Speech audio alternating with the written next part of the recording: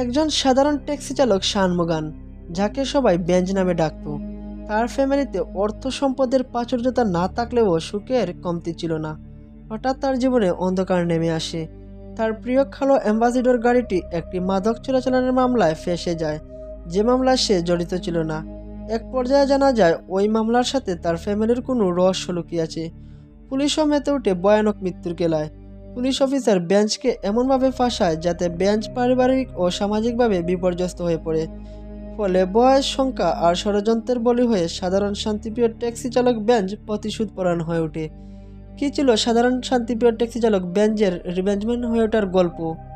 তো বন্ধুরা, যেহেতু আমার চ্যানেলটি নতুন, তাই চ্যানেলটি সাবস্ক্রাইব করে সাথে থাকবেন। তো চলুন শুরু করা যাক। মুভির মূল চরিত্র শানমুগান একজন ট্যাক্সি চালক। সে তার প্রিয় গাড়ি দিয়ে বিভিন্ন জায়গায় যাত্রীদের ট্রিপ নিয়ে যায়, আর এভাবে করে তার ফ্যামিলি চলে। সবাই মজা করে শানমুগানকে বেঞ্জ বলে ডাকে। দেখা যায় বেঞ্জ কয়েকজন স্বামীজিকে নিয়ে একটি পাহাড়ি এলাকায় যাচ্ছিল। পাহাড়ের উপরে একটি ধর্মীয় অনুষ্ঠান হচ্ছে। বেঞ্জ স্বামীজিদের নিয়ে সেখানে পৌঁছে দিতে যাচ্ছিল। স্বামীরা যাবার পথে বেঞ্জের কাছে তার অতীত জীবন সম্পর্কে জানতে চেয়েছিল, আর বেঞ্জও তাদের অতীত জীবনের কথা যেতে যেতে বলছিল। বেঞ্জ আগে ফাইটিং স্টান্টম্যান হিসেবে কাজ করত, আর তার গুরু ছিল ফাইটিং মাস্টার পালামি। যখন তার পুরনো জীবনের কথা বলছিল, তখন সে অমনোযোগী হয়ে যাওয়ায় একটি বাসের সাথে প্রায় ধাক্কা খেয়েই যাচ্ছিল। কিন্তু সে তার নিজের জীবনের চেয়ে তার গাড়ির জন্য আরও বেশি চিন্তিত, কারণ সে তার জীবনের চেয়ে গাড়িকে বেশি ভালোবাসে। তাই গাড়ি থেকে নেমে সে বাস চালককে কয়েকটা গালাগালি দিয়ে দেয়। এরপর স্বামীজিদের ঠিক জায়গায় পৌঁছে দিয়ে আসে। ট্রিপ থেকে যখন সে বাড়ি ফিরছিল, তখন সে তার ছেলে পাবির স্টেলে যায়। সেখান থেকে সে পাবিকে তুলে নেয়। পাবি মূলত স্টেলে থেকে কলেজে লেখাপড়া করে। মাঝে মধ্যে সে বাড়িতে বেড়াতে যায়। যখন বাবা ছেলে বাড়ি ফিরছিল, তখন তার স্ত্রীর ফোন আসে। তার স্ত্রী ললিতা মেয়ের নামে অভিযোগ জানিয়ে বলে তার মেয়ে চাদর মুড়ি দিয়ে শুয়ে লুকিয়ে কারোর সাথে ফোনে কথা বলছিল। ললিতা বুঝতে পারায় মেয়েটি বাথরুমের ভিতর লুকিয়ে পড়েছে, আর এজন্য তার স্ত্রীও বাইরে থেকে বাথরুমের দরজা লাগিয়ে রেখেছে। বেঞ্জ এসে যেন মেয়ের বিচার করে। বেঞ্জ বাড়ি ফিরে গাড়ি থেকে নামতেই তার মেয়ে বাথরুমের জানালা থেকে তাকে ইশারা করে। বাড়িতে ঢুকেই বেঞ্জ বাথরুমের দরজা খুলে মেয়েকে মুক্ত করে দেয়। কিন্তু ললিতা তখনও শান্ত হয়নি। তাই বেঞ্জ ললিতার রাগ কমানোর জন্য বলে, চলো আজকে আমরা বাইরে গিয়ে খেয়ে আসি। বাইরে গিয়ে খাওয়ার কথা শুনে ললিতার মুখে হাসি ফুটে ওঠে। কিন্তু বাইরে খাওয়ার কথা বলে যখন বেঞ্জ বাড়ির উঠোনে বসে বাড়ির খাবার খেতে শুরু করে, তখন তার স্ত্রী আরও বেশি রাগ করে। স্ত্রী, এক ছেলে, এক মেয়ে, 2টি পোষা কুকুর এবং পুরনো একটি অ্যাম্বাসিডর গাড়ি, এই নিয়েই শানমুগান মানে বেঞ্জের সংসার। বেঞ্জের জীবনে বিলাসিতা না থাকলেও কোনো কিছুর অভাব নেই। তার সাধ্যের ভিতরে সে সবাইকে খুশি রাখার চেষ্টা করে। সম্পদ না থাকলেও তাদের সুখের কমতি নেই। বেঞ্জ হাসি ঠাট্টা খুনসুটি মস্করাতে সবাইকে হাসি খুশি রাখে। যাই হোক, বেঞ্জের সকালে একটি স্কুল ট্রিপ থাকে। সে বাচ্চাদের স্কুলে পৌঁছে দিয়ে মাস্টার পালামের সাথে ফোনে কথা বলছিল। তখন তার ছেলে পাবি তার কয়েকজন বন্ধুকে নিয়ে সেখানে আসে। পাবির একজন বন্ধু গাড়িটি দেখে উত্তেজিত হয়ে পড়ে। বেঞ্জ সবাইকে গাড়িতে তুলে বাড়িতে নিয়ে যায় এবং দুপুরে মধ্যাহ্নভোজনের আয়োজন করে। এ সময় বেঞ্জের একজন বন্ধু বেঞ্জকে ড্রিঙ্ক করতে যাওয়ার কথা বলে। তার স্ত্রী ব্যাপারটি বুঝতে পারে এবং বেঞ্জকে যাওয়ার পারমিশন দিলে বেঞ্জ বন্ধুকে নিয়ে মদের দোকানে চলে যায়। বোতল কেনার পর দোকান থেকে বের হওয়ার সময় বেঞ্জ দেখে তার গাড়িটা কেউ নিয়ে যাচ্ছে। এটা দেখা মাত্রই বেঞ্জ বন্ধুর বাইকে করে তাড়া করে। আসলে পাবির বন্ধুই কৌতূহলবশত ড্রাইভ করার জন্য গাড়িটা নিয়ে বেরিয়েছিল। সাথে পাবি এবং তাদের বাকি বন্ধুরাও ছিল। তবে এখন ছেলেটা বুঝতে পারছে এই গাড়িটা অন্যান্য অ্যাম্বাসেডারের মতো নয়। এই গাড়িটি ড্রাইভ করা অনেক কঠিন। সে গাড়িটা ঠিকভাবে কন্ট্রোল করতে পারছিল না।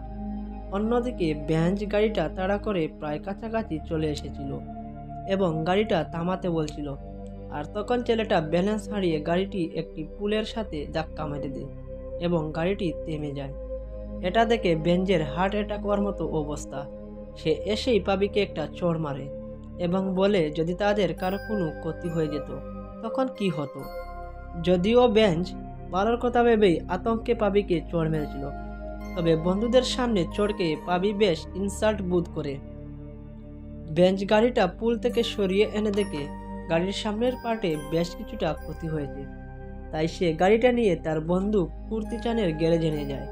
গ্যারেজ মেকানিক মানিয়ান জানায় গাড়ির এসি কন্ডেন্সারে ড্যামেজ হয়েছে, গাড়ির লোয়ার পার্টে সার্ভিসিং লাগবে, এছাড়াও পার্কিং লাইটটা চেঞ্জ করতে হবে।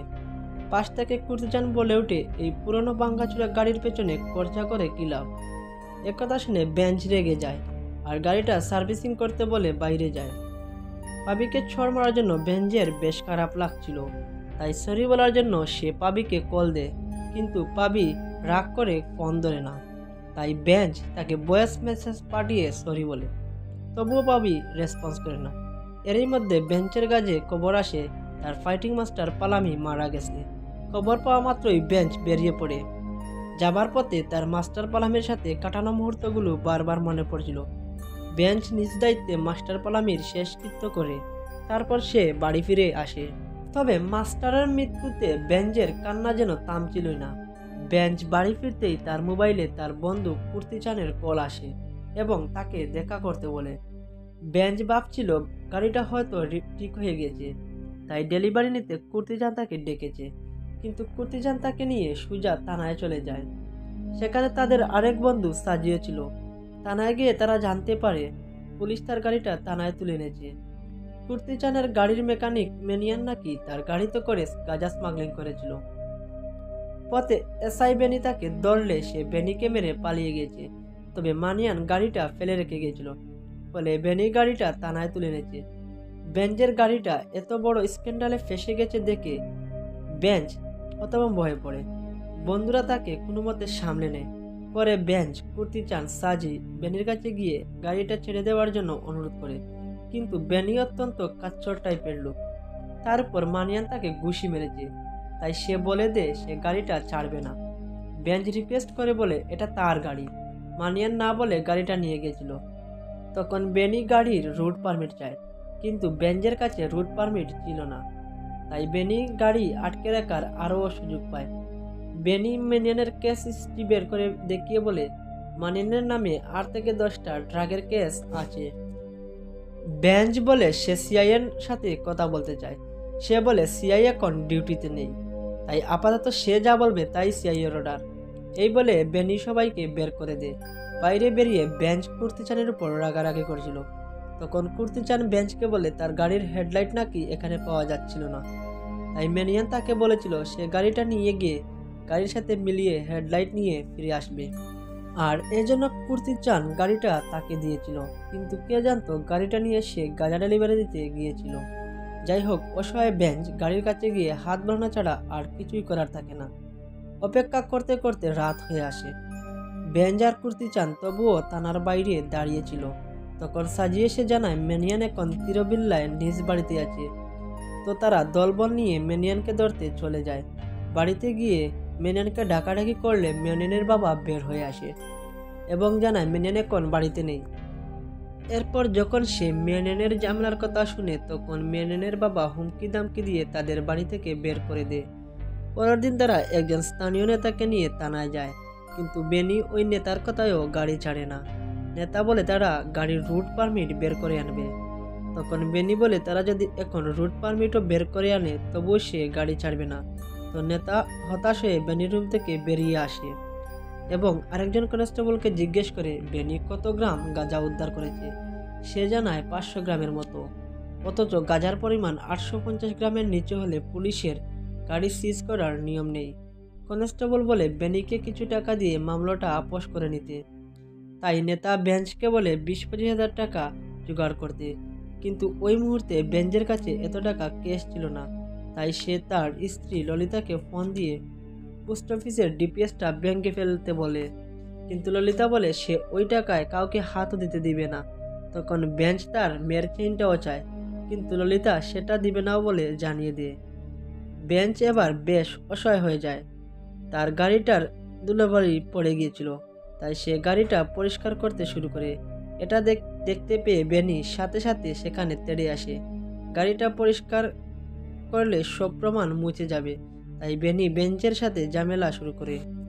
বেঞ্চ এবার বেশ কেঁপে যায়, যদিও তার বন্ধুরা তাকে সরিয়ে এনে শান্ত করে এবং তাকে বাড়িতে পাঠিয়ে দেয়। বাড়ি ফিরেও বেঞ্চের মন মানছিল না, সে ছটফট করছিল। তাই রাতের বেলা আবারও সে থানায় চলে যায়। বেঞ্চ থানায় গিয়ে খোঁজ করে জানতে পারে সিআই এখন থানাতেই আছে। তাই সে সিআই জর্জের অফিস রুমে গিয়ে তাকে বুঝিয়ে বলে গাড়িটাকে সে গত 20 বছর ধরে সন্তানের মতো আগলে রেখেছে। তার গাড়িটাকে ভুল করে থানায় আনা হয়েছে, তাই যেন দয়া করে গাড়িটা ছেড়ে দেওয়া হয়। সিআই জর্জের আচরণ ভালো ছিল, তাই সে বেনিকে ডেকে বেঞ্চের গাড়িটা ছেড়ে দিতে বলে। নির্দেশ পেয়ে বেনির মুখটা সাথে সাথে কালো হয়ে যায়। অনিচ্ছা সত্ত্বেও বেনি গাড়িটা পার্কিং লট থেকে বের করে আনে। তবে গাড়িটা দেওয়ার সময় সে আবারও বেঁকে বসে এবং সে বলে গাড়িটা সে ছাড়বে না। তখন বেঞ্চ আবারও জর্জকে অভিযোগ জানায়। জর্জ বেনির কাছ থেকে চাবিটা কেড়ে নিয়ে বেঞ্চকে দিয়ে দেয়। বেঞ্চ মহাখুশি হয়ে চলেই যাচ্ছিল। তখন বেনি জর্জকে কানে কানে কিছু একটা বলে। এতে জর্জ বেঞ্চকে থামিয়ে বলে তার এক কনস্টেবল সুদেশের বোনের আজ বিয়ে, তাই বেঞ্চ যেন বাড়ি যাওয়ার আগে তাদেরকে সুদেশের বাড়িতে নামিয়ে দেয়।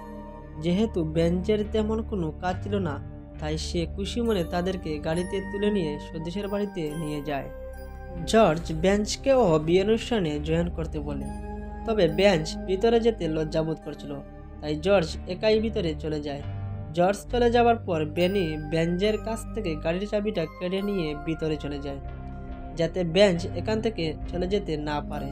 তাই বেঞ্চও বাধ্য হয়ে পার্টি শেষ হওয়া পর্যন্ত অপেক্ষা করতে হয়। অপেক্ষা করতে করতে বেঞ্চ চেয়ারে বসে ঘুমিয়ে পড়ে। বেনি এসে তাকে ধাক্কা দিয়ে জাগিয়ে দেয়। জর্জ আর বেনি মদকে টাল ছিল, তাই জর্জ বলে পুরা কায়েমে সুদেশের একটা ফার্ম আছে, তারা এখন সেই ফার্মেই যাবে। তারা মাতাল অবস্থায় গাড়ি চালিয়ে যেতে পারবে না, তাই বেনি যেন তাদেরকে ড্রাইভ করে সে জায়গায় পৌঁছে দেয়। বেঞ্চ জানায় সকালে তার বাচ্চাদের স্কুলে নিয়ে যাওয়ার ট্রিপ রাখা আছে। তবুও জর্জ বলে আগামী সপ্তাহে সে চাকরি থেকে রিটায়ার নেবে, তাই এই সময়টা সে আনন্দ করে কাটাতে চাইছে। কি ভেবে বেঞ্চ তাদের পৌঁছে দিতে রাজি হয়। এবার জর্জ আর বেনের সাথে সুদেশও গাড়িতে উঠে বসে, আর বেঞ্চ তাদেরকে নিয়ে গাড়ি স্টার্ট করে। যাওয়ার পথে জর্জ বেঞ্চকে তার লাইফ হিস্ট্রি সম্পর্কে জিজ্ঞাসা করে এবং বেঞ্চ জানায় সে আগে সিনেমায় ফাইটার হিসাবে কাজ করত। লাইফের প্রথম দিকে সে ফাইটিং কোরিওগ্রাফার মাস্টার পালামের দলে যোগ দেয়। এরপর সে 50-60টি সিনেমায় কাজ করেছিল, কিন্তু একদিন একটি তামিল সিনেমার শুটিং চলাকালীন তার প্রিয় বন্ধু আনবু তাকে বাঁচাতে গিয়ে মারা যায়। ব্যাপারটা নিয়েও অনেক ঝামেলা হয়, এমনকি কোর্টে মামলাও হয়ে যায়। ফলে মাস্টার পালামের কাজ পাওয়াও বন্ধ হয়ে যায়। তখন মাস্টার পালামি তাকে উপার্জনের জন্য নিজের গাড়িটা দিয়ে দিয়েছিল। তখন থেকে এখন পর্যন্ত সে গাড়িটা আগলে রেখেছে। আর তাকে যে সবাই শানমুগান নামের পরিবর্তে বেঞ্চ বলে ডাকে, সেটাও তার এই গাড়ির প্রতি টানের কারণে। হঠাৎ তার গাড়ির ইঞ্জিন হিট হয়ে বন্ধ হয়ে যায়, এতে সবাই কিছুটা বিরক্ত হয়। কিছুক্ষণ অপেক্ষা করার পর গাড়ির ইঞ্জিন ঠান্ডা হলে বেঞ্চ আবারও গাড়ি স্টার্ট করে। এ সময় জর্জ পাহাড়ের উপর আলো জ্বলতে দেখে বুঝতে পারে সেখানে উৎসব হচ্ছে, তাই সে বেঞ্চকে জঙ্গলের পথ দিয়ে যেতে বলে। কিছু দূর যাবার পরে বেঞ্চ অনুধাবন করতে পারে এই পথটা অনেক দুর্গম, রাস্তায় ভঙ্গুর পাথর, তাছাড়া সরু রাস্তা হওয়ায় তার গাড়িতে ক্ষতি হয়ে যাচ্ছিল। তাই বেঞ্চ গাড়ি থামিয়ে বলে সে আর সামনে যাবে না। তখন জর্জ বলে তারা এখানে বিশেষ উদ্দেশ্যে এসেছে। আসলে সুদেশের কোনো কলেজের একজন বয়ফ্রেন্ড ছিল, সে সুদেশের বোনের বিয়েতে খুব ঝামেলা করছিল। তারা ছেলেটাকে কন্ট্রোল করার চেষ্টা করলে ছেলেটা সুদেশের বোনের সঙ্গে কাটানো অর্থরঙ্গ মুহূর্তের ভিডিও দেখে ব্ল্যাকমেল করে। তখন সুদেশের বাবা মেজাজ হারিয়ে ছেলেটাকে আঘাত করে, এতে ছেলেটা ঘটনাস্থলেই মারা যায়। তখন সুদেশের হেল্পের জন্য তারা জর্জকে ফোন করে। এই জন্য জর্জ আর বেনি বিয়ের অনুষ্ঠানে গিয়েছিল। তারা ছেলেটার ডেড বডি গুম করার জন্য বেঞ্চের গাড়ির ভ্যানের ভিতরে করে নিয়ে এসেছে। কথাটা শুনে বেঞ্চ জর্জের কলার চেপে ধরে। জর্জ বেঞ্চের হাতটা ছাড়িয়ে দিয়ে বলে বেঞ্চ যদি তাদের সহযোগিতা না করে তাহলে তারা বেঞ্চকেও খুন করে দিবে। তাই বেঞ্জও বাধ্য হয়ে তাদের কথা মেনে নেয়।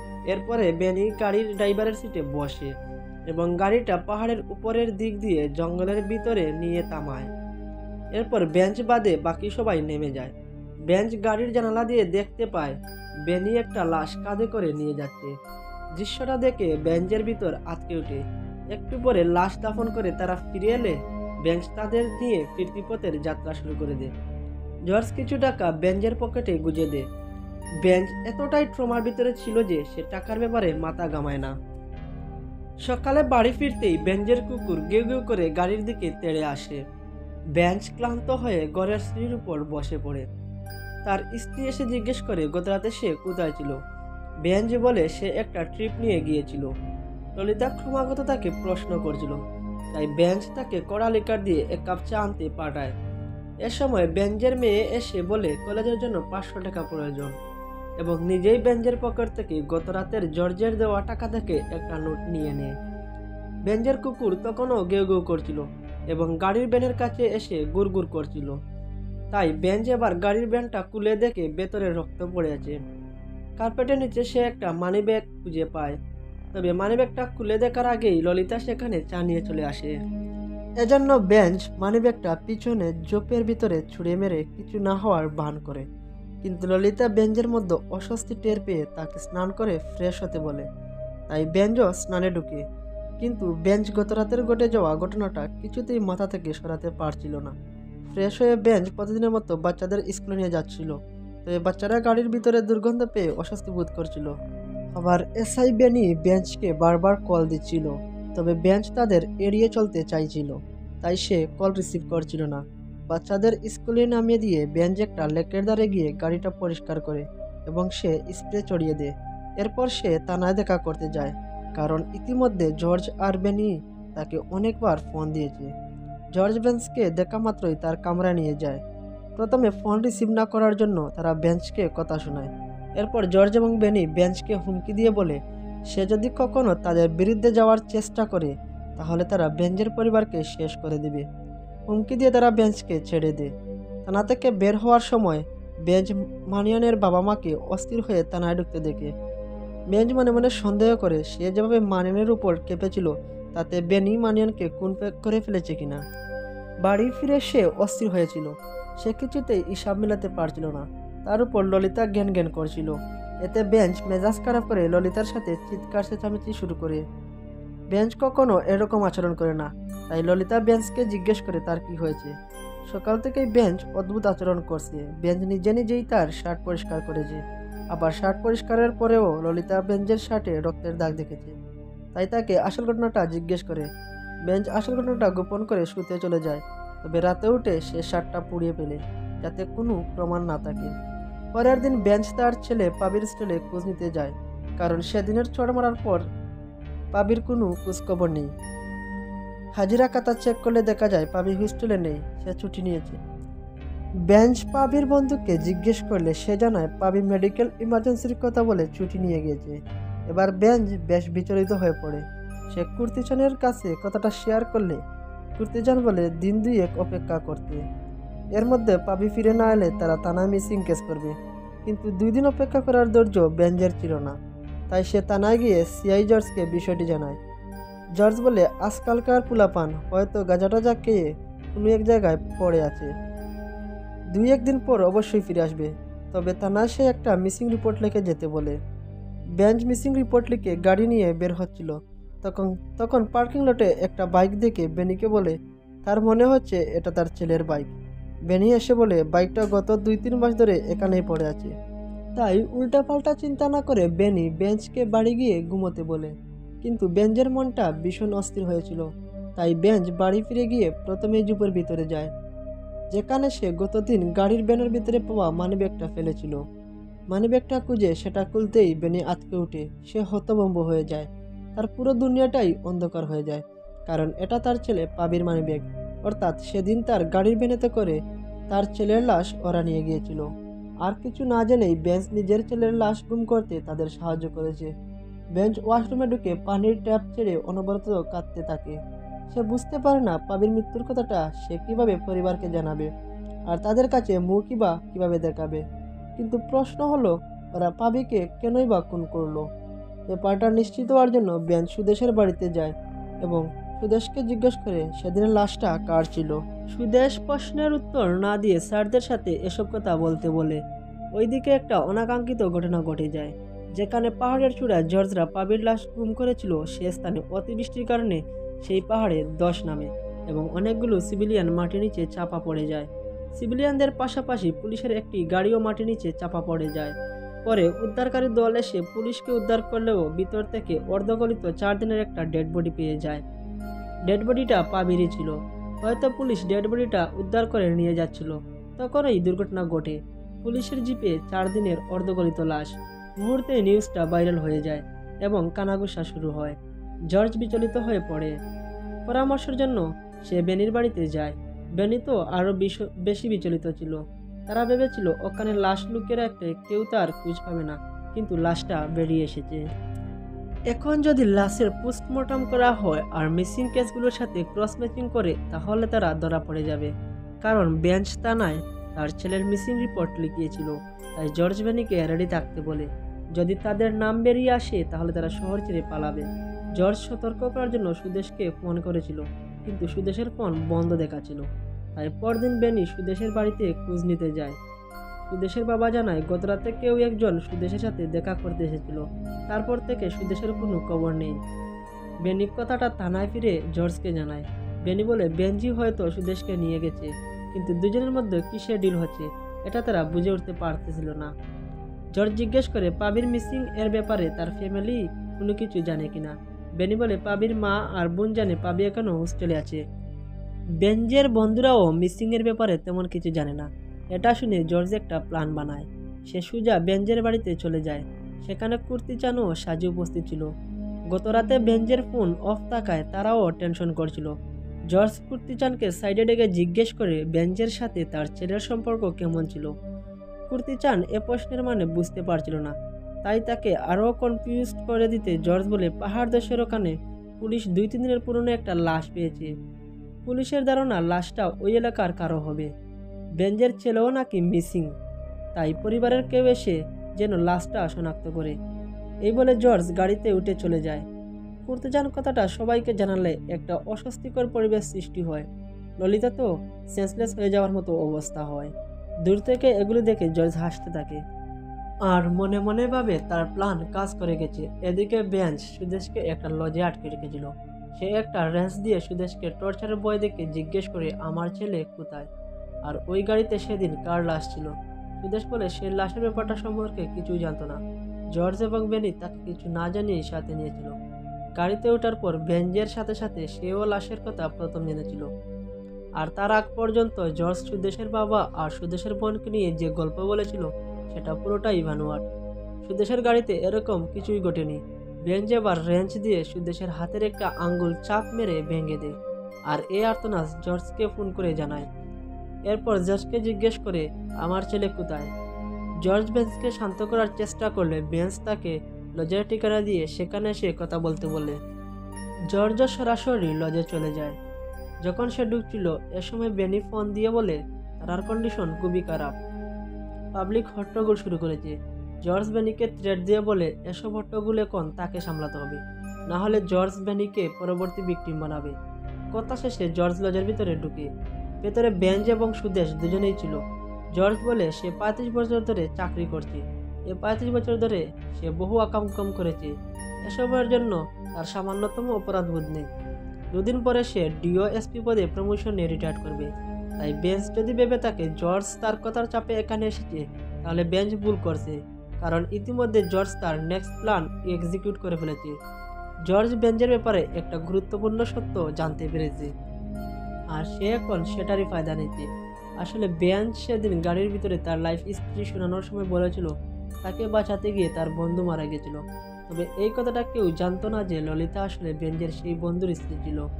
শুধু তাই না, পাবিও বেঞ্জের আসল ছেলে নয়, পাবিও বেঞ্জের সেই বন্ধুর ছেলে। বন্ধুর মৃত্যুর পরে বেঞ্জ ললিতাকে বিয়ে করে এবং পাবিকেও নিজের সন্তান হিসাবে মেনে নেয়। এই সোর্সটা কাজে লাগে জর্জ বেনিকে দিয়ে ললিতা এবং বেঞ্জের মেয়েকে থানায় তুলে নিয়ে গেছে, আর এখন তাদের টর্চার করছে। পুলিশ, পাবলিক এবং মিডিয়ার সামনে কনফারেন্স করে বলে পাবি বেঞ্জের বন্ধুর ছেলে, তাই বেঞ্জ অন্যের সন্তানের ভার আর বইতে পারছিল না। এই জন্য সে পাবিকে খুন করে ফেলেছে। পুলিশ প্রমাণ হিসাবে উল্লেখ করে 2 দিন আগে বেঞ্জ গাড়ি নিয়ে পাহাড়ের ওই এলাকায় যেতে দেখা গিয়েছে। এবার পাবলিকও বেশ দ্বিধায় পড়ে যায়, আসলে হচ্ছেটা কি। এদিকে জর্জের মুখে তার চক্রান্তের কথা শুনে বেঞ্জ রেগে যায় এবং জর্জকে লাথি মারে। তবে জর্জ একটুও ঘাবড়ায় না, কারণ তার প্ল্যানিংয়ের সবচেয়ে নোংরা অংশটা তখনও বলা বাকি ছিল।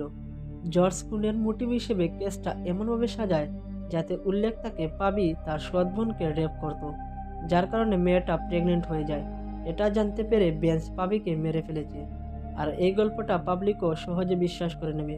তাই জর্জ বেঞ্জকে বলে বেঞ্জ যদি জর্জের কথা না শুনে তাহলে সে বেঞ্জের মেয়েকে পতিতাবৃত্তিতে নামিয়ে দেবে। এই কথাটা শুনে বেঞ্জ নিজেকে কন্ট্রোল করতে পারে না, সে জর্জকে মারতে শুরু করে।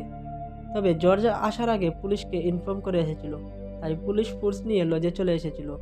বেঞ্জ তাদের সাথে তুমুল লড়াই করে পালানোর চেষ্টা করে, কিন্তু শেষ পর্যন্ত সে ধরা পড়ে যায়। জর্জ বেঞ্জকে বলে, তোর ছেলের লাশ মর্গে পড়ে আছে, তাই ছেলেকে শেষবারের মতো দেখতে চাইলে আমাদের সাথে চল। এটা শুনে বেঞ্জ এবার শান্ত হয় এবং তাদের সাথে যেতে রাজি হয়। এরপর জর্জ বেঞ্জকে অ্যারেস্ট দেখিয়ে থানায় নিয়ে আসে। গাড়ি থেকে বেঞ্জকে নামানোর আগে সে মিডিয়ার মুখোমুখি হয়। জর্জ সরাসরি কিছু বলে না, তবে সে মিডিয়াকে বলে পুলিশ এমনি এমনি কাউকে গ্রেফতার করে না। বেঞ্জ সব স্বীকার করেছে, এরপরই তাকে অ্যারেস্ট করা হয়েছে। পাশাপাশি সে দুর্নাম রটিয়ে দেওয়ার পর সে ভালো মানুষই দেখিয়ে বেঞ্জের মুখটা ডেকে গাড়ি থেকে নামায়। মিডিয়া থেকে কেউ জর্জকে জিজ্ঞাসা করে বেঞ্জের স্ত্রী আর মেয়েকে তুলে এনে কেন নির্যাতন করছে। জর্জ এই প্রশ্নের উত্তর না দিয়ে ভিতরে চলে যায়। এরপরে বেঞ্জের স্ত্রী মেয়েকে তুলে এনে নির্যাতন করার দায়ভার বেনিকে নিতে বলে। যদিও এতে সাময়িকভাবে বেনি সাসপেন্ড হতে পারে। বেনি আটকে উঠে বলে সে তো জর্জের নির্দেশেই সবকিছু করেছে, কিন্তু জর্জ বেনিকে কোনো পাত্তাই দেয় না। পাশ থেকে সবকিছু দেখে সুদেশ বেনিকে বলে এই লোকটা আমাদের ইউজ করছে, ইউজ করা শেষ হলে ও আমাদের দুজনকেই বাগাড়ে চড়িয়ে মারবে। বেনিও ব্যাপারটা হাড়ে হাড়ে টের পাচ্ছিল বলে জর্জকে আস্তে করে একটা বকা দিয়ে দেয়। যাই হোক, সাজি ললিতা এবং বেঞ্জের মেয়েকে থানা থেকে বাড়ি নিয়ে যায়। ললিতা যাবার আগে এক নজর বেঞ্জের দিকে তাকায়, তবে তারা কেউ কোনো কথা বলে না। নিউজে পাবির খুনকে কেন্দ্র করে জর্জের ছড়ানো গুজবটা নিয়েই চর্চা হচ্ছিল। নিউজ দেখে জর্জ মনে মনে বেশ খুশি হয়। পরের দিন বেঞ্জকে কোর্টে তোলা হয়। কোর্টে বিস্তারিত তদন্তের জন্য বেঞ্জকে 5 দিনের পুলিশ কাস্টডিতে পাঠায়। বেঞ্জকে যখন কোর্ট থেকে নিয়ে যাওয়ার জন্য গাড়িতে তোলা হচ্ছিল, তখন জর্জ এগিয়ে এসে বলে এটা আমার গল্প, আর এ গল্পের হিরো শুধুমাত্রই আমি। গল্পের শেষে মানুষের তোমাকে মনে রাখার জন্য তোমার কোনো অস্তিত্বই থাকবে না। বেঞ্জ কোনো উত্তর দেয় না, শুধু প্রতিশোধ পরায়ণ দৃষ্টিতে তাকিয়ে থাকে। পরদিন জর্জ প্রমোশন সহ রিটায়ার্ড করে, তবে রিটায়ার্ড উপলক্ষে সমাবর্তন অনুষ্ঠানের আয়োজন করা হয়েছিল। অনুষ্ঠানে জর্জ নিজেই নিজের প্রশংসা করছিল। এসব দেখে বেনি রাগ করে সেখান থেকে চলে যায়। জর্জ সুদেশকে দিয়ে রিটায়ারমেন্ট অনুষ্ঠানের 1 প্যাকেট বিরিয়ানি বেঞ্জের কাছেও পাঠায়, যাতে বেঞ্জ ভিতর থেকে আরও জ্বলে পড়ে যায়। অনুষ্ঠান শেষে জর্জ বেনিকে পার্সোনালি বলে আজ রাত কোয়াট্টাম ক্যাম্প থেকে 5-6 জন পুলিশ সিভিল ড্রেসে এখানে আসবে আর বেঞ্জকে মেরে ফেলবে। বেনি যেন থানায় থেকে পুরো ব্যাপারটা সামলায়। এটা শুনে বেনি বেশ কেঁপে ওঠে আর বলে আপনি তো ডিওএসপি হিসাবে রিটায়ার করেছেন, আপনার তো কোনো প্যারা নেই, জামারা খাওয়ার তো আমিই খাবো, তাই আমি আর আপনার উল্টোপাল্টা পরিকল্পনায় নেই। তখন জর্জ বেনিকে বলে কতদিন আর এরকম ছোট পদে কাটাবে, এবার কাদের উপর আরও কয়েকটি স্টার বাড়াও, আমার পরে থানার ইন্সপেক্টর তুমি হবে। এটা শুনে প্রমোশনের লোভে বেনি জর্জকে হেল্প করতে রাজি হয়ে যায়। সে রাতে থানার সব পুলিশ সদস্যদের বিভিন্ন অজুহাতে থানার বাইরে পাঠিয়ে দেয় আর সুদেশের কাছ থেকে বেঞ্জের সেলের চাবিটা নিজের কাছে রেখে দেয়। এমনকি সে থানার টেলিফোনের তারটাও খুলে রাখে। সুদেশ অবশ্য বুঝতে পারছিল এখানে কি করতে যাচ্ছে, তবুও সে চুপ করে থাকে। সবাই বেরিয়ে যাবার পরে বেনি থানার সব সিসিটিভি ক্যামেরাগুলো বন্ধ করে দেয়। এরপর একটু পরেই ক্যাম্পের পুলিশেরা সিভিল ড্রেসে থানায় চলে আসে। বেনি তাদেরকে নিয়ে বেঞ্জের সেলে যায়। সে বেঞ্জকে হত্যার আগে বলে মরার আগে তোর ছেলের সঙ্গে ঠিক কী ঘটেছিল সেটা তোর জানা উচিত। এরপর তারা জানায় তারা কোনো ড্রাগের কেসকে স্ট্রং বানানো বা ধামা চাপা দেওয়ার জন্য নিরীহ ছেলেপেলেকে ধরে আনে। ভাগ্যক্রমে এবার তারা পাবিকে তুলে এনেছিল। জর্জ পাবির কাছ থেকে মিথ্যা জনবন্দি নেওয়ার জন্য অনেক টর্চার করে, কিন্তু সে কিছুতেই জবানবন্দি দিতে রাজি হচ্ছিল না। যখন কোনো টার্গেট জবানবন্দি দিতে রাজি হয় না, তখন গোপনীয়তার স্বার্থে তাকে মেরে ফেলা হয়। তাই পাবি জবানবন্দি দিতে রাজি না হওয়ায় একসময় জর্জ পাবিকে তার হ্যামলেট দিয়ে মাথায় জুড়ে আঘাত করে। এতে মাথায় আঘাত পেয়ে পাবি মারা যায়। তারপর বেনি লাশটা বাইরে টেনে নিয়ে গিয়ে বেঞ্জের গাড়ির ভ্যানের ভিতরে লুকিয়ে রাখে। আর ওই সময় থানায় সিসিটিভি ক্যামেরা লাগানো ছিল না বলে কোনো প্রমাণ নেই। কথাগুলো শেষ করতে না করতেই ওরা বেঞ্চকে পেছন থেকে আঘাত করে, কিন্তু বেঞ্চ প্রস্তুতি নিয়ে রেখেছিল। সে প্রথমেই তাদের ডিফেন্ড করে নিজেকে বাঁচায়। বেঞ্চ আগের সিনেমায় ফাইটিং স্টান্টম্যান হিসেবে কাজ করত, তাই তার ফাইটিং দক্ষতাগুলো ভালোভাবেই জানা ছিল। তাই একে একে করে সবাইকে সে ধরাশয়ী করে ফেলে। এরই মধ্যে সুদেশ আবারও থানায় ফিরে আসে। সে বুঝতে পারছিল ওরা বেঞ্চকে মেরে ফেলবে, তাই সে এটা আটকাতে চেয়েছিল, কিন্তু সে এসে দেখে বেঞ্চ উল্টো ওদের মেরে ধরাশয়ী করে ফেলেছে। বেঞ্চ সবশেষে বেনিকে ক্রমাগত মারছিল। সুদেশ বেঞ্চকে আটকাতে গেলে বেঞ্চ সুদেশের হাতটা হ্যান্ডকাপ দিয়ে আটকিয়ে দেয় এবং বলে, জর্জকে বলে দিস সিংহ তার জঙ্গলে ফিরে এসেছে। এরপর বেঞ্চ থানা থেকে বের হয়ে যায়। তারপর জর্জ খবর পেয়ে পুরো এরিয়ায় অ্যালার্ট জারি করে দেয়। সে ওই এরিয়ার সবগুলো রাস্তা ব্লক করে পেট্রোল বসিয়ে দেয়। তবু জর্জ বেঞ্জের খবর না পেয়ে সে বেঞ্জের বাড়িতে চলে যায়। সে সবাইকে বের করে দিয়ে বেঞ্জের স্ত্রী ও মেয়েকে ঘরে আটকে রাখে এবং লাঠি দিয়ে দুজনকে নির্দয়ভাবে মারতে থাকে। জর্জ ললিতাকে বলে, তোদেরকে দিয়ে আমি বেঞ্চকে বের করে আনবো। তোদেরকে টর্চার করলে বেঞ্চ যেখানে থাকুক না কেন ঠিকই চলে আসবে। ললিতাও স্পষ্ট বলে দেয়, বেঞ্চ অবশ্যই আমাদের বাঁচাতে আসবে। এই বলে ললিতা জ্ঞানায় জর্জের দিকে তুতু ছুরি মারে। এরই মধ্যে বেনির নম্বর থেকে জর্জের ফোনে কল আসে। জর্জ কল রিসিভ করতেই বেঞ্চ জর্জকে বলে, জঙ্গলকে পুরো সিকিউর না করেই আমাকে শিকার করতে বেরিয়ে গেছেন। জর্জ বেঞ্চকে আত্মসমর্পণ করার নির্দেশ দিলে বেঞ্চ বলে, আপনি যেমন আমার দুর্বলতায় হাত দিয়েছেন, তেমনি আমি আপনার একটা দুর্বলতার কাছে পৌঁছে গিয়েছি। কথাটা শুনে জর্জ বুঝে যায় বেঞ্চ তার বাড়িতে পৌঁছে গেছে, আর বাড়িতে শুধুমাত্র তার মেয়ে মেরি আছে। জর্জ বেঞ্চকে বলে সে যেন তার মেয়ের কোনো ক্ষতি না করে। বেঞ্চ কিছু না বলে কল কেটে দেয়। এবার জর্জ ছুটে বাড়ি ফিরে যায় এবং মেরিকে খুঁজতে শুরু করে। পুরো বাড়িতেও মেরিকে না পেয়ে জর্জ মেরির নম্বরে কল করে, কিন্তু মেরির ফোনও বন্ধ ছিল। সে দরজার কাছে মেঝেতে রক্তের ফুটা পড়ে থাকতে দেখে আটকে ওঠে। স্টোর রুমে খুঁজতে গিয়ে সে বাইরে বেঞ্জের গাড়িটা দেখতে পেয়ে দ্রুত সেখানে ছুটে যায় এবং গাড়ির দরজা খুলে দেখে ভিতরে বেনির লাশ পড়ে আছে। এ সময় পেছন থেকে বেঞ্চ তাকে আঘাত করে। জর্জ নিজেকে সামলে নিয়ে জিজ্ঞেস করে, আমার মেয়ে কোথায়? তোমার ঝামেলা আমার সাথে, এর মাঝে আমার মেয়েকে জড়িও না। বেঞ্চ তখন বলে, তোমার মেয়েকে আমি আমার ছেলের কাছে পাঠিয়ে দিয়েছি। জর্জ এবার আতঙ্কে ভাবে হয়তো মেরির লাশটা বেঞ্চের গাড়িতেই আছে, তাই সে গাড়ির ভ্যান খুলে। তবে সেখানে মেরির লাশ না থাকায় জর্জ একটু নিশ্চিত হয়। এরপর আবারও বেঞ্চকে মেয়ের কথা জিজ্ঞেস করলে বেঞ্চ বলে সে মেরিকে মেরে ফেলেছে। এবার জর্জ রেখে গিয়ে বেঞ্চকে মারার জন্য তেড়ে আসে। তবে বেঞ্চ উল্টো তার সম্পূর্ণ শক্তি দিয়ে জর্জকে মারতে শুরু করে। সে জর্জের সেই হাতটাও তেতলে দেয়, যে হাত দিয়ে জর্জ তার ছেলেকে টর্চার করে মেরে ফেলেছিল। এরপর বেঞ্চ একটা পলিথিন দিয়ে শ্বাসরোধ করে জর্জকে মেরে ফেলে, কারণ জর্জও পাবিকে এভাবেই শেষ মুহূর্তে কাপড় দিয়ে শ্বাসরোধ করে মেরেছিল। বাড়ির ভিতর থেকে জানালা দিয়ে মেরি তার বাবাকে খুন হতে দেখছিল, তবুও সে কোনো প্রতিবাদ করে না, কারণ পাবিকে মারার সূত্রপাত তার কাছ থেকেই শুরু হয়েছিল। আসলে পাবি আর মেরি একই সাথে পড়াশোনা করত, দুজনের মধ্যে রিলেশনও ছিল। পাবি একদিন মেরিকে অভয় দিয়ে বলেছিল যেদিন তার বাবা মারা যায় সেদিন তার বয়স মাত্র 4 বছর ছিল। সেদিন তারা মা আর ছেলে অসহায় হয়ে গিয়েছিল। তবে বেঞ্চ এসে তাদের পাশে দাঁড়ায় এবং বেঁচে যেতে থাকা একটি ফ্যামিলিকে বাঁচিয়ে নেয়। সেই থেকেই বেঞ্জি তার বাবা, তাই সে তাদের রিলেশনের কথা বেঞ্চকে জানাতে চেয়েছিল। এ সময় এখানে জর্জ চলে আসে এবং তাদেরকে একসাথে দেখে ফেলে। এরপর জর্জ মেরির মোবাইলটা ভেঙে দেয় এবং তাকে অনেক মারধর করে। এরপর বেনি পাবিকে মিথ্যা ডাকের কেসে ধরে আনলে জর্জ পাবিকে মারধর শুরু করে। পাবিকে বলে, তোর এত বড় সাহস, তুই একজন পুলিশ অফিসারের সম্মান নিয়ে খেলা করছিস। পাবি রাগের চোটে জর্জকে বলে দে জর্জ কোনো ভালো মানুষ না, সে মেরির মায়ের সাথে কি করেছে সেটা সে জানে। আর এ কথাটা শোনা মাত্রই জর্জ টেবিলে রাখা হেলমেট দিয়ে পাবির মাথায় আঘাত করে এবং পাবি সেন্সলেস হয়ে যায়। সেদিন সুদেশের বোনের বিয়ের জন্য থানায় কেউ ছিল না বললেই চলে। আওয়াজ পেয়ে বেনি ছুটে আসে এবং দেখে পাবি তখনও বেঁচে আছে। সে পাবিকে হাসপাতালে নিয়ে যাওয়ার চেষ্টা করে, কিন্তু জর্জ তাকে শ্বাসরোধ করে মেরে ফেলে এবং বেনিকে লাশটা গুম করার নির্দেশ দেয়। ঠিক সেই মুহূর্তেই বেঞ্চ নিজের গাড়িটা ছাড়িয়ে নিতে থানায় এসেছিল। বেঞ্চ থানায় ঢুকতে বেনি পাবির লাশটা বেঞ্চের গাড়ির বেনে ঢুকিয়ে দেয়। তখন জর্জের কাছে বেঞ্চ নিজের গাড়িটা ছেড়ে দিতে অনুরোধ করে। এ সময় পাবির হেলমেটটা জর্জের টেবিলেই ছিল।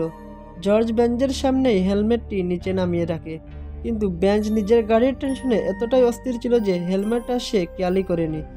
যাই হোক, না কোনো কিছু না জেনে জর্জ বেঞ্চকে গাড়িটি নিয়ে যাবার অনুমতি দিয়ে দেয়। এতে বেনি আবার বিপদে পড়ে যায়। বেঞ্চ গাড়ি নিয়ে চলেই যাচ্ছিল, তখন বেনি জর্জের কানে কানে এটাই বলেছিল যে লাশটা গাড়ির বেনে আছে। এই কথা শুনে জর্জ তখন সুদেশের বাড়িতে ড্রপ করার নাটক সাজায় এবং বাকি কাহিনীগুলো ঘটায়। যাই হোক, পাবির লাশটা মর্গ থেকে বাড়িতে পাঠানো হয়। পাবিকে শেষ দর্শনের জন্য সুদেশ মেরিকে নিয়ে আসে। জর্জের রেপুটেশনের অহংকারের জন্য একটা সুন্দর পরিবার ধ্বংস হয়ে যায়। বেঞ্চ প্রতিশোধ নিয়ে আত্মসমর্পণ করে। কোর্টে যাবার সময় বেঞ্চ দূরে স্ত্রী, মেয়ে এবং মেরিকে দাঁড়িয়ে থাকতে দেখে। আজকের পরিণতির জন্য বেঞ্চের আর কোনো আফসোস নেই, কারণ সে তার ছেলের খুনিদের উপর প্রতিশোধ দিতে পেরেছে।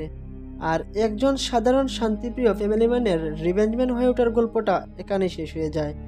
তো দর্শকগণ, এ মুভি দেখে বোঝা যায় যে পরিবারকে বিপদ থেকে বাঁচাতে একজন সাধারণ মানুষও প্রতিশোধ নিতে হিংস্র মানব হয়ে উঠতে পারে। সে পরিবারকে বাঁচাতে সকল ধরনের বাধা বিপত্তি অতিক্রম করতে দ্বিধাবোধ করে না।